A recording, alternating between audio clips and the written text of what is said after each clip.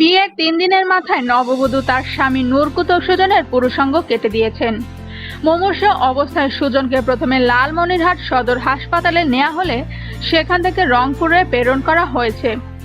বর্তমানে Sujan Rangpur medical college হাসপাতালে চিকিৎসাধীন রয়েছেন।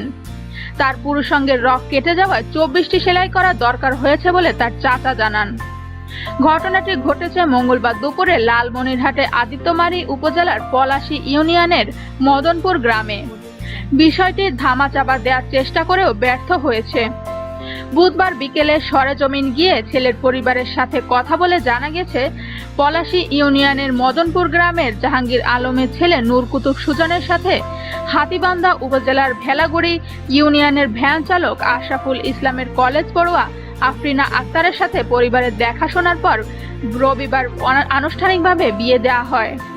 ওই দিন রাতে নববধূ নিয়ে সুজন তার বাড়িতে চলে আসেন। এই 2 দিন পর মঙ্গলবার দুপুরে স্বামী স্ত্রীর মাঝে মনোমিলনের এক পর্যায়ে নববধূ আফরিনা দা দিয়ে স্বামী সুজনের পুরুষাঙ্গ কেটে দেয়। পরে সুজনের চিৎকারে ঘরের দরজা ভেঙে রক্তাক্ত অবস্থায় উদ্ধার করে প্রথমে লালমনিরহাট সদর ও পরে রংপুর মেডিকেল কলেজ হাসপাতালে প্রেরণ করা হয়।